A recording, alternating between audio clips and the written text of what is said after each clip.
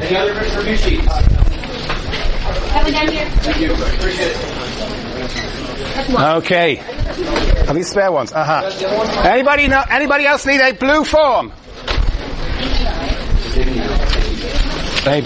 My pleasure.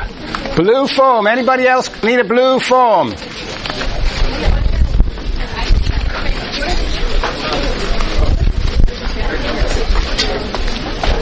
Blue form, anybody?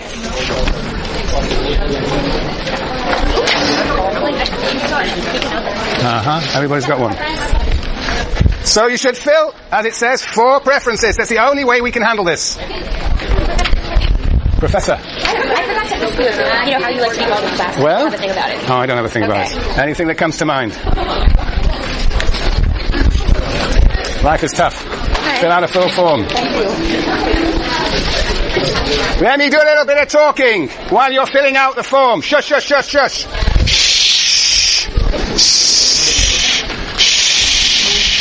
You concentrate on the blue forms for now, but let me tell you, my name is Michael Buravoy, and this is Sociology 101A, and if you're in for any other course, you're in the wrong room. So vacate your place. 101A, first semester of the History of Social Theory, 2-semester course. You'll be dead at the end of it. So will I. Yeah. How many of you are frightened of social theory? That's all. Oh, well, I have to terrify you more. Only that. I would have thought everybody would be terrified of social theory. Well, by the end of the year, you'll find it's fun and you want to do it all over again. Yes. Okay. Look. Let me first say, you are incredibly lucky. You are incredibly lucky. You have the most spectacular set of graduate student instructors. Yes, you should give them applause already. I don't know where they are here, but let's see, at the front here is Abigail Andrews, stand up. It's Graham Hill. Okay, you're all at the front here. Mike Levian. Alina Polyakova. Jennifer Carlson. Alina Polyakova. And we have last but not least, I'm already, it's Kate Mason. And then Gabe Hetland at the back there. They're all at the front, so you'll be able to observe their responses to this class. If you have a telescope. Yes, okay, now, so look, these are really wonderful GSIs. They have been very carefully selected, and you should treat them like gold. Treat them like gold. They are gold, and they are dedicated and devoted to your education, and throughout the year they will help you in all sorts of ways. But please don't take advantage of them. They will be working probably more than they are paid. Most GSIs in this department do. And they do it out of a sense, we'll learn the word next semester, sense of vocation. But yes, treat them with love and respect. Generally, you always do, but I like to say it in the beginning. So, those are they. Now, my name is a difficult name to remember, so I like to help you remember my name, so you'll never ever spell it wrong again. Listen to me. It's spelled as follows. B. You are a W. Oh, wow. Why don't we all do that together? Okay, after me. B. B. You are a W. You are a W. O. O. Y. Y. Very good. No excuse to get it wrong. Okay. Look, class enrollment. To continue these administrative matters, the class enrollment. There are about 180, so there are some spaces. So if you are not actually enrolled in this class, there's still a chance you might get in. But to do so, you have to do 3 things. You have to fill in the form, the blue form, and indicate that you are not yet enrolled. You have to enter your name on the wait list for this course. And third, you have to go and see Alison Hall in room 426. And Alison is there. And she is going to be a very crucial player in this course, which will become apparent in 1 second. So, everybody must fill out a blue form, enrolled or not enrolled. At least 4 sections. You must give preferences for at least 4 sections. And Alison will then arrange you in actual sections according to your preferences. She's a magician at figuring out how to placate and appease and generate a split set of people in sections that actually fit your preferences. So she will do her very best to get you in your first, and if not your first, your second preference. And she is usually very successful. The list that she will come up with, based on the forms that you're going to hand back, the list that she will come up with will be emailed. So she will email you the section that you have been assigned to, and that whole list will also be posted in Barrows Hall on the 4th floor in the breezeway. It's not a breezeway. In the perpendicular passageway that links the two corridors at the end near the library. You'll figure it out. You'll probably already know. Okay. Are there any questions about that?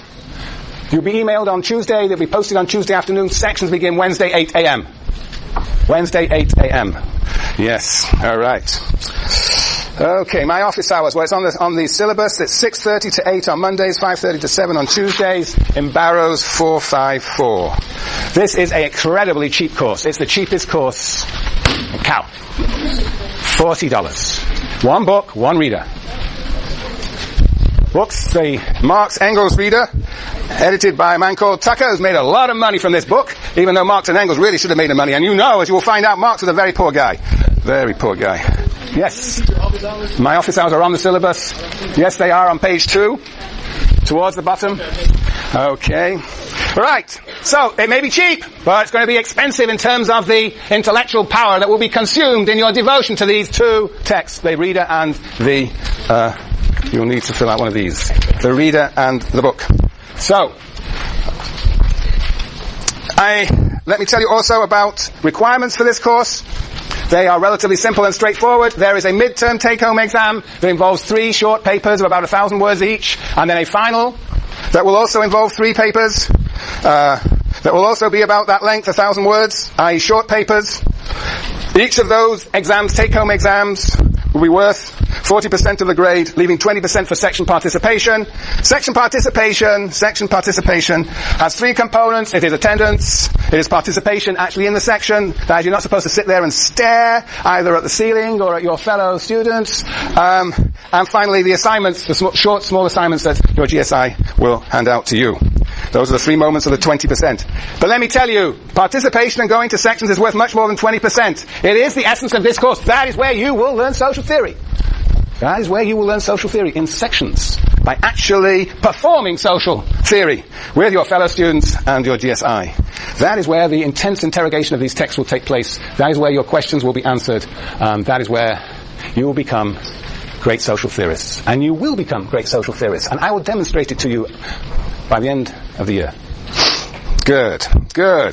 Now I have to say one more thing about plagiarism. I guess every instructor has to say this. I regret I have to say it, but plagiarism is not something that we are very fond of in this capitalist society. We are supposed to do our own individual work. That is to say, we should not take work from other students. We should not take work from other sources. Everything that we do should be our own. If we do take it from other sources, then it should be indicated in the text itself. Plagiarism is punished. Not violently, not yet. But it is punished. You flunk. Well, depending on how egregious is the case of plagiarism, you flunk the exam, definitely, and you could be reported to the Office of Student Conduct, and you could flunk the entire course. I'm not going to look for plagiarism, but inevitably it does occur. Students panic, they do all sorts of ridiculous things, but you're warned. You are warned. Right, that's on the one side. On the other side, I really do encourage you to work with one another, to collaborate, to form study groups. This class has always had small study groups, voluntarily composed, recomposed, in which you discuss the texts and even discuss the exams themselves, the papers. That's fine. You can discuss the papers together. But I want you to actually answer the questions yourself. But that doesn't mean you cannot work together and talk about with one another the issues involved in these questions that you will get in the midterm and the final. Look, you will be living, breathing, eating, drinking, and smoking social theory. Your friends will think you're on some drug. The drug is called ST, social theory. It has all sorts of side effects. You know, some people lose their hair. Smoke a lot of cigarettes. Drink a lot of... What do you drink these days? What do you drink? Water! Oh! You're going to need something stronger than that, my friend. Whoa. Yes, you're going to live, drink, smoke social theory. Okay. Right, next. The organization of this course. Look, there is not a lot to read in this course. Quite deliberately so. But I expect you to read and reread and reread until you figure out what these sentences mean.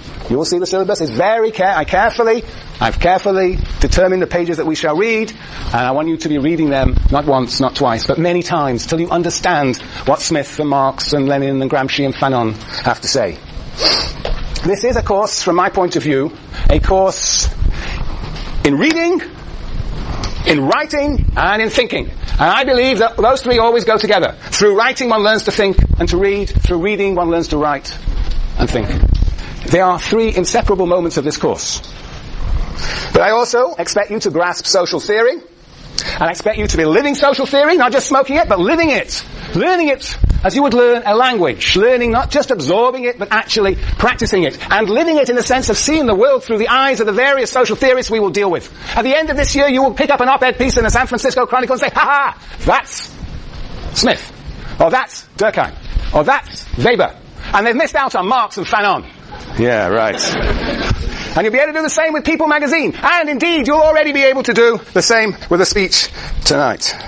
You already begin to think, what sociological perspective does Barack Obama represent? Well, we will learn.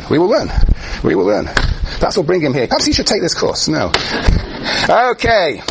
So what we're going to do through this year is compare and contrast. Compare and contrast these various theorists, all very serious gentlemen, except for at the end we will have 3 women feminist theorists at the end of next semester. Yeah. And what you will do, you'll have these writing assignments, and I really expect in those writing assignments for you to read carefully, think analytically, and apply social theory imaginatively. That's what those writing assignments will be about, those short essays. It's easy to write 15 pages. It's easy to write 30 pages, but it's really difficult to write 3 pages. You've really got to understand what you're doing. You understand the material. And that is what we're up to here, trying to see how we can grasp the material in its essence. All right, next. Well, I think we should have a breather. It's getting very hot in here. Let's have these blue forms. Is everybody who's filled out a blue form here? Everybody? Anybody not? Okay, hand the blue forms to the ends of your rows. And the GSIs will pick them up.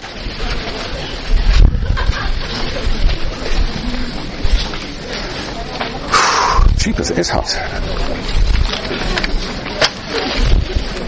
Has everybody got a syllabus, by the way? Okay.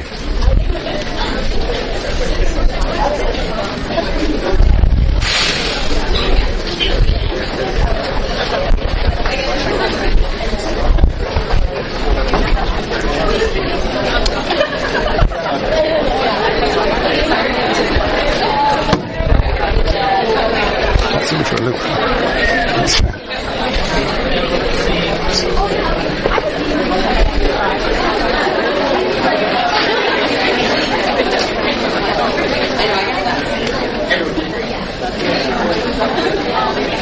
Okay. Any more blue forms? Everybody's handed them in? Okay. Let us continue. Are there any questions on what I've done so far? Any questions? Any questions? Any questions? Okay. Let me say a little bit about my so-called teaching style. Everybody has their own way of teaching. Everybody is idiosyncratic.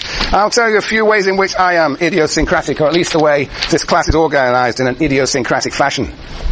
First, we have a discussion in this class. I've been teaching this class too long for just to lecture to you. We are going to have a discussion. And, it's just amazing that it has always been the case, ever since I began teaching this course 30 years ago, that students are happy, prepared to participate in this class. And it's been my joy, and I think the whole thing becomes much more exciting with your participation. I think of theory as not something that one person transmits to somebody else, but it is something that is practiced, but it is also something that we dialogue about, that we discuss. As you'll see, there are disagreements and different interpretations of the text that we will be reading. Discussion is of the essence of understanding and practicing theory. Yeah. So you're not going to be passive, you are going to be an active. I know it's 3:30 in the afternoon, but it's not going to be this hot every day, and I will keep you awake, one way or another. One way or another. I am in a sort of perfect position here to see everybody in this class. Yes, good. So, to discuss means that you have to read ahead.